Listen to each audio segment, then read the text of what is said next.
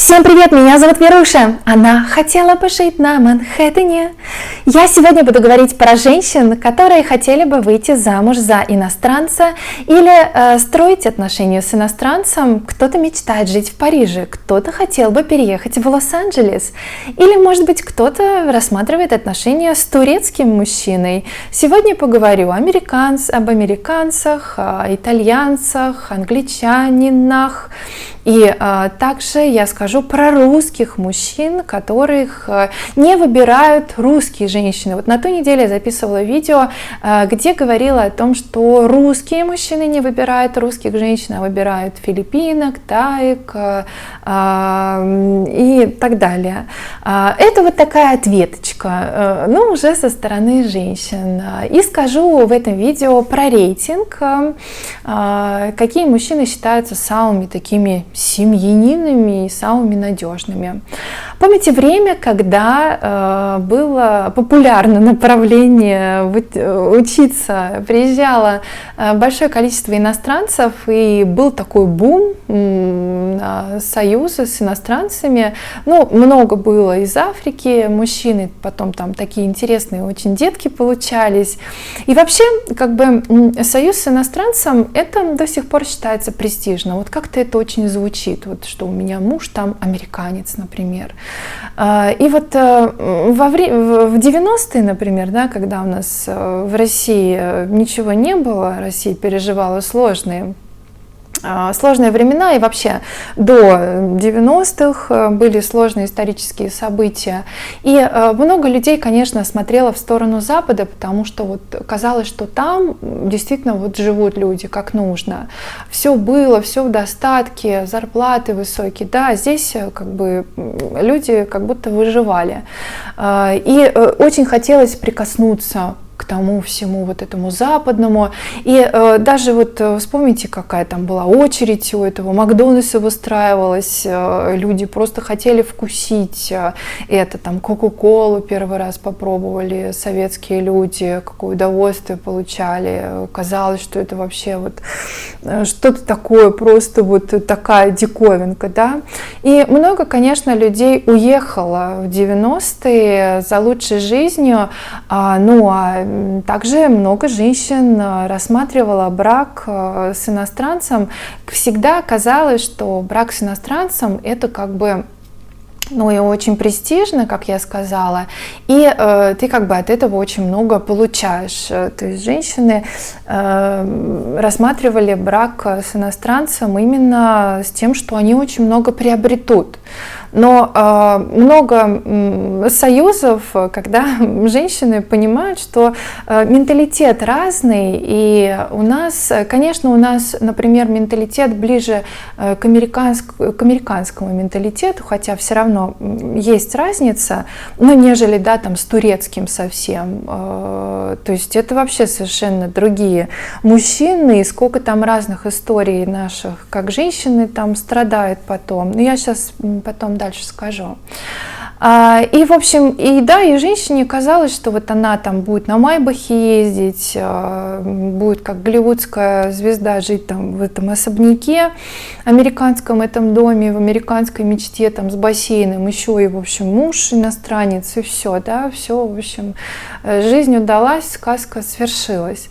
Но на деле вот эта разница в менталитете, я читала очень много историй, когда мужчины из разных стран абсолютно пишут о том, что несколько, мягко скажем, напрягает, что русские женщины привыкли, что за них постоянно везде нужно платить, что у некоторых мужчин, иностранцев, и не то что некоторых, в некоторых странах, да, ну, скажем так, на Западе, вот я объединю просто в общем, больше принято как бы внимание, больше принято, ну, как бы выражать свои чувства каким-то там больше поступкам, но не покупками. Вот. А у нас как бы настолько женщины, естественно, русские привыкли, что любовь это тире покупки,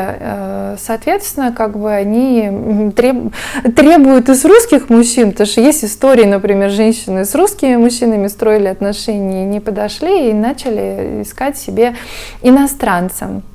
Вот, да, и в этом вот, то есть иностранных мужчин это прям напрягает, и долгое время некоторым мужчинам таким нужно перестраиваться и вообще как бы просто настраиваться на то, что приходится за все платить, а они просто не готовы этого делать. И даже можно посмотреть по каким-то публичным людям, которые тоже уехали, да, в поисках лучшей жизни, там, найти себе иностранца и возвращаются сюда, потому что понимают, что русские мужчины умеют ухаживать за женщинами и делают это очень красиво. И у меня есть знакомая, которая встречалась с русским мужчиной, и потом она встречалась с иностранцем. Я ничего не хочу сказать, здесь все зависит на самом деле не сколько от национальности, не сколько от того, с какой ты страны. Зависит, конечно, многое от самого человека, как он будет проявлять и выражать свои чувства. Но вот она подметила, что как ухаживают русские мужчины, так не ухаживает иностранец, который у нее, так он не ухаживал. То есть там совершенно другое понимание, как это как бы должно быть. И вообще у иностранцев больше, если говорить там про американцев также, мало кто из них хочет посадить себе на шею женщину и полностью там все счета оплачивать, и она будет ходить только за покупками. Нет, там больше за равноправие, за то, чтобы, особенно сейчас, во времена, когда все хотят этого равенства, в первую очередь мужчины, которые устали от того, что женщины постоянно все требуют.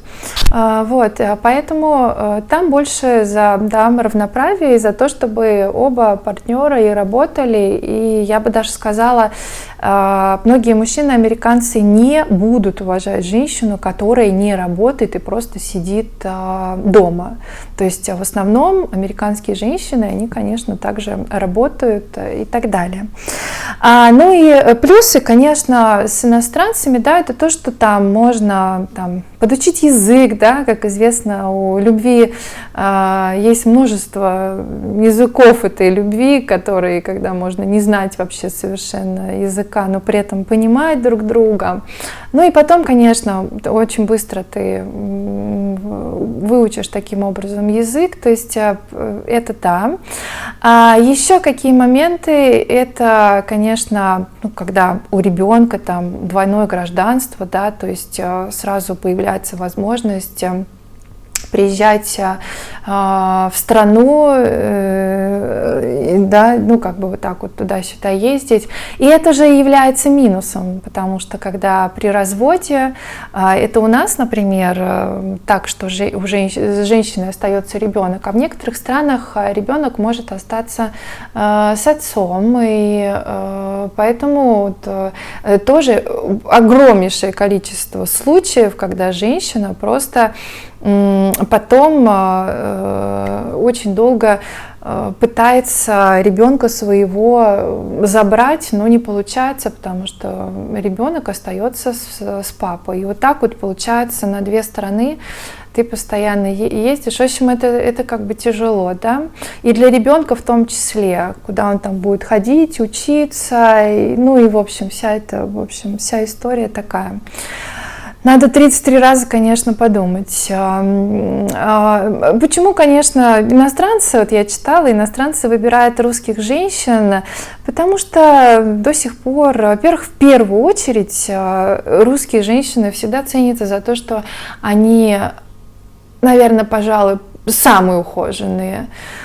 Сколько я вот с иностранцами не общалась, все как один говорят, что русские женщины самые красивые. не умеет ухаживать, они умеют одеваться красиво. Все это, конечно, очень нравится мужчинам. И, например, даже в сравнении с американской женщиной взять, где американская женщина себя там очень сильно ценит, и у нее очень сильные высокие требования к мужчинам.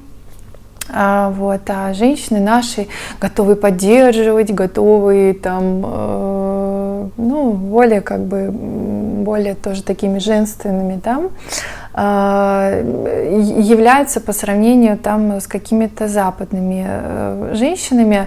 В общем, иностранцы, конечно, очень рады союзу с женщиной, но не рады, что женщины, так же, как и от русских мужчин, требуют, чтобы обязательно мужчина платил. Я хотела еще в этом видео сказать, у меня вот время, я смотрю, не очень много осталось, а много чего хочется сказать. Наверное, придется записать второе видео на эту тему. Хотела я сказать, сейчас у нас сезон летний, соответственно, эта тема актуальна, когда, например, девушки приезжают в Турцию, Наташа влюбляются, и света белого не видят, уезжают. Этот курортный роман перерастает в то, что девушка начинает страдать, влюбляется моментально, там для этого ничего не надо, море, солнце, все, и пару ласковых слов, которые она не слышала здесь, в России, от мужчин. А они там это очень умеют, они еще там все такие умеют одеваться, ухоженные там, потому что почему некоторые русские женщины выбирают иностранцев, а не русских мужчин? Во-первых, потому что не чувствуют вот это вот, ну, женщинам, многим нужно вот это вот какие-то красивые слова постоянно говорить, вот это вот внимание постоянно, вот, не получают от русских мужчин, и в том числе то, что русские мужчины некоторые не ухаживают за собой, и поэтому женщины смотрят в сторону, а турецкие мужчины, ой, как сильно там они, одни волосы чего взять, как они там за ними ухаживают, и все они там на стайле. Вот, но, конечно, историй столько, если вот почитать, просто даже далеко не надо ходить, просто пару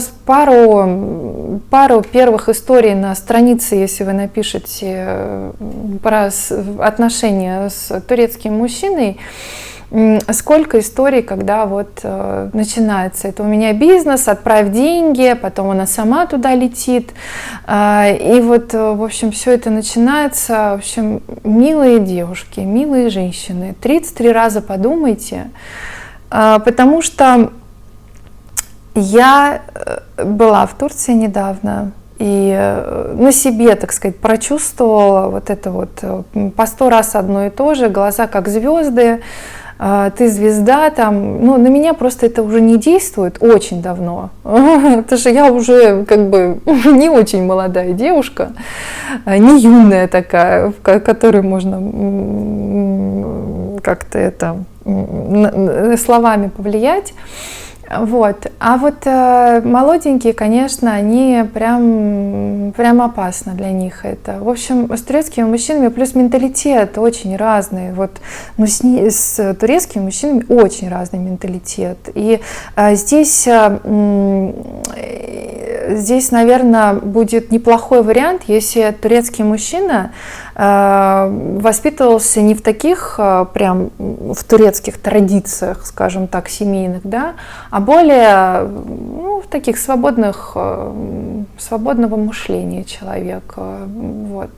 Тогда будет попроще.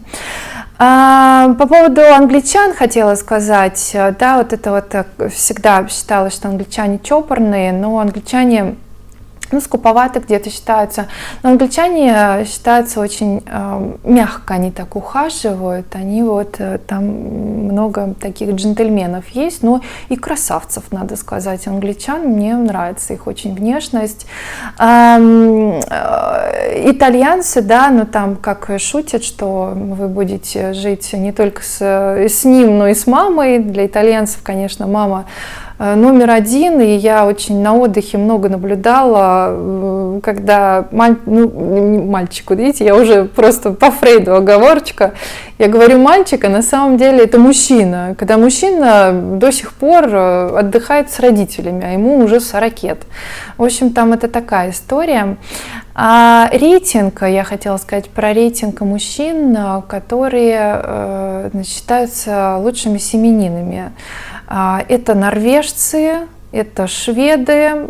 Там, кстати говоря, принято не как у нас, то есть там абсолютно спокойно мужчина может заниматься домашними делами, он может меньше работать, он может с ребенком сидеть, то есть это у нас порицается и считается, что это как бы нет, это мужчина должен только работать, не должен он там дома сидеть, абсолютно спокойно, нормально.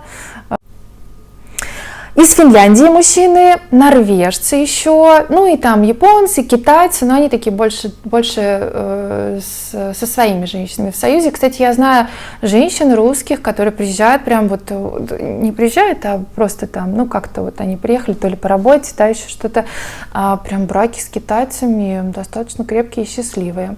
Хотя разница все-таки такая, в менталитете разная, и вообще образ жизни другой совершенно в Китае.